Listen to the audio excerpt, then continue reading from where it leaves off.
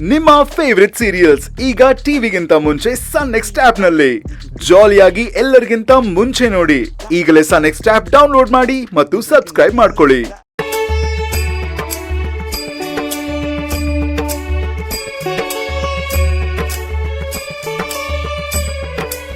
ಬಲೆ ಬಲೆ ಮುತ್ಕಮ್ಮ ನಿಜವಾಗ್ಲೂ ತುಂಬಾ ಅಂದವಾಗಿದ್ಯಾ.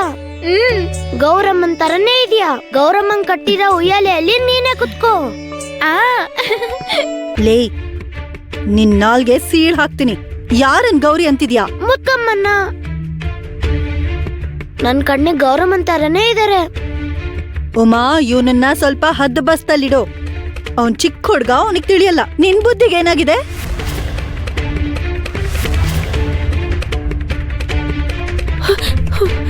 ಯಾಕೆ ಹೀಗ್ ಮಾಡ್ತಿದೀಯೇ? ಏಯ್, ಏನದು ಗುಸು ಗುಸು? ಏನ್ ಹೇಳ್ಬೇಕು ಅಂತಿದ್ಯೋ ನೇರವಾಗಿ ಹೇಳು. ಹೇಳ್ತೀನಿ, ಸ್ಪಷ್ಟವಾಗಿ ಹೇಳ್ತೀನಿ. ಇಲ್ಲೇ ಈಗ್ಲೇ ಹೇಳ್ತೀನಿ ದೊಡ್ಡಮ್ಮ. ನಿಮ್ ಮರ್ಯಾದೆ ಕಾಪಾಡ್ಬೇಕು ಅಂತ ಅವಳಿಗೆ ರಹಸ್ಯವಾಗಿ ಹೇಳೋಣ ಅಂತಿದ್ದೆ.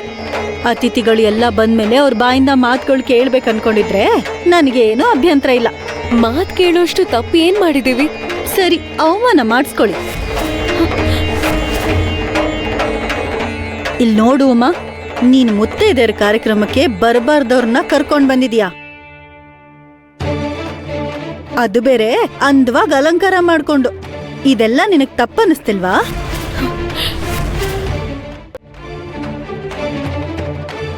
ನಾನ್ ನಿನಗ್ ನೇರವಾಗಿ ಹೇಳ್ತಿದ್ದೀನಿ. ಇದ್ರಲ್ಲಿ ಭಯ ಪಡೋದೇನಿದೆ? ತುಂಬಾ ಸ್ಪಷ್ಟವಾಗಿ ಹೇಳ್ತಿದ್ದೀನಿ. ಮುತ್ತೈದೆಯರು ಎಲ್ರೂ ಬರ್ತಿರೋ ಚೈತ್ರ ಗೌರಿ ಪೂಜೆಗೆ ಹೋಗಿ ಹೋಗಿ ಇವ್ರನ್ ಕರ್ಕೊಂಡ್ ಬಂದಿದ್ಯಾ. ಇವ್ರು ಹೀಗಿಲ್ ಬರೋದ್ ಸರಿನಾ? ಅವ್ರನ್ನೇ ಒಂದ್ಸಲ ಕೇಳ್ ನೋಡು.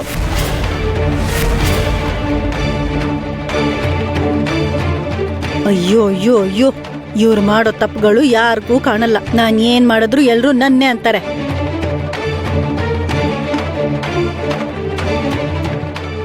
ಸಕ್ಕು, ನೀನ್ ಅಜ್ಜಿನ ಒಳಗ್ ಕರ್ಕೊಂಡ್ ಬಾ.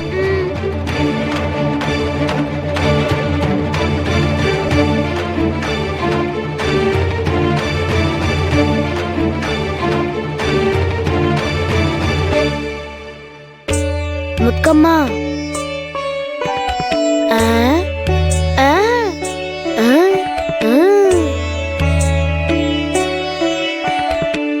ಇವ್ರಿಗಿನ್ನೆಷ್ಟ್ ಸಲ ಹೇಳ್ಬೇಕು?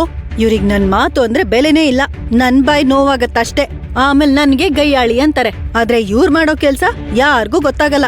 ಇವ್ರ ಆಚಾರಗಳು ಸಂಪ್ರದಾಯಗಳು ಪಾಲ್ಸಲ್ಲ. ಒಳ್ಳೇದ್ ಹೇಳಿದ್ರೆ ರೋಷ ಬರುತ್ತೆ. ಎಲ್ಲ ನನ್ ಕರ್ಮ.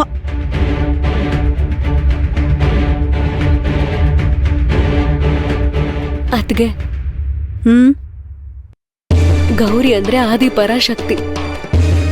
ಪ್ರತಿಯೊಬ್ಬ ಸ್ತ್ರೀಯಲ್ಲೂ ಆದಿ ಪರಾಶಕ್ತಿ ಇರ್ತಾಳೆ. ಸಾಕ್ಷಾತ್ ಪರಮಶಿವ ಕೂಡ ಆದಿ ಪರಾಶಕ್ತಿ ಇಲ್ದೆ ಹೋದ್ರೆ ಅಪೂರ್ಣನಾಗ್ತಾನೆ. ಗೌರಿ ದೇವಿ ಶಕ್ತಿ ಸ್ವರೂಪಿಣಿ. ಇಡೀ ಜಗತ್ತಿಗೆ ಅವಳ ತಾಯಿ ಇದ್ಹಾಗೆ. ನಾವು ಗೌರಿ ಪೂಜೆ ಮಾಡೋದು ಬರೀ ಚೆನ್ನಾಗ್ ಅಲಂಕಾರ ಮಾಡ್ಕೊಂಡು ಬಂದು ಹಬ್ಬದೂಟ ಮಾಡೋದಕ್ ಮಾಡೋದಾ?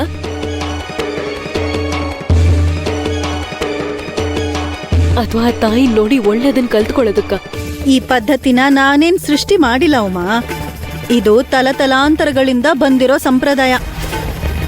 ಹಿಂದೆ ಮುಂದೆ ಆಲೋಚನೆ ಮಾಡದೆ ಅವರು ಈ ರೀತಿ ಆಚಾರಗಳನ್ನ ಮಾಡಿರ್ತಾರ?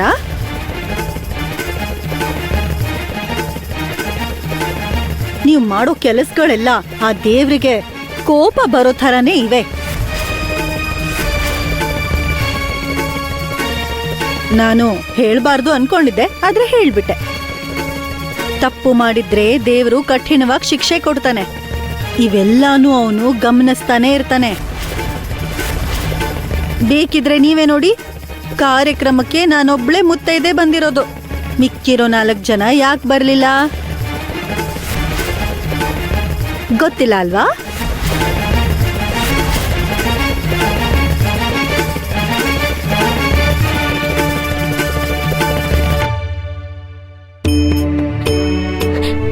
ಅದೇ, ನೀವ್ ದಯವಿಟ್ಟು ಬೇಜಾರ್ ಮಾಡ್ಕೋಬೇಡಿ. ನಮಗಿನ್ನೂ ಸಮಯ ಇದೆ. ನೀವು ಸಂಬಂಧಿಕರು ಅಂತ ಬೇಗ ಬಂದಿದ್ದೀರಾ. ಹೌದು, ಮಿಕ್ಕದವರು ಮನೆ ಕೆಲಸ ಮುಗಿಸ್ಕೊಂಡ್ ಬರ್ಬೇಕಲ್ವಾ.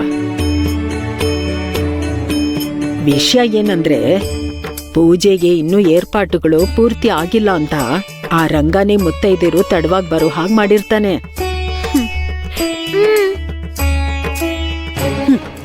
ನೀವ್ ಏನ್ ಬೇಕಾದ್ರೂ ಕತೆ ಹೇಳಿ, ಇವತ್ ನೀವು ಮಾಡಿದ ಅಪಚಾರದಿಂದ ಬಾಗಿನ ತಗೊಳಕ್ಕೆ ಒಬ್ಬ ಮುತ್ತೈದೆ ಕೂಡ ಬರಲ್ಲ.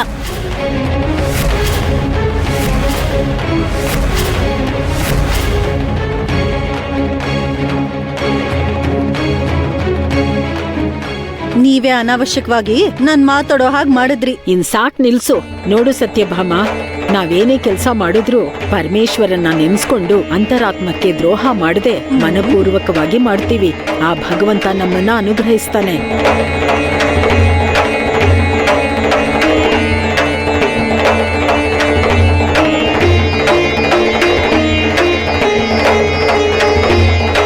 ಯಾರೆಷ್ಟೇ ಅಡೆತಡೆ ಮಾಡಿದ್ರು ಕೂಡ ಪಾಂಡುರಂಗನ್ ಕೃಪೆ ನಮ್ ಕುಟುಂಬದ ಮೇಲೆ ಇರೋವರೆಗೂ ನಾವ್ ಯಾರಿಗೂ ಭಯ ಪಡಲ್ಲ.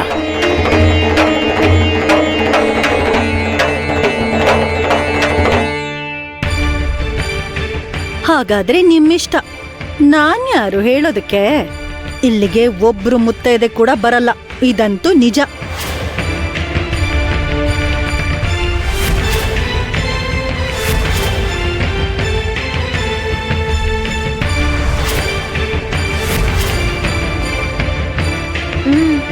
ಅಜ್ಜಿ, ನಾವ್ ಇವಾಗ್ಲೇ ಬರ್ತೀವಿ. ಎಲ್ಲಿಗ್ ಹೋಗ್ತಿದ್ದೀರಾ?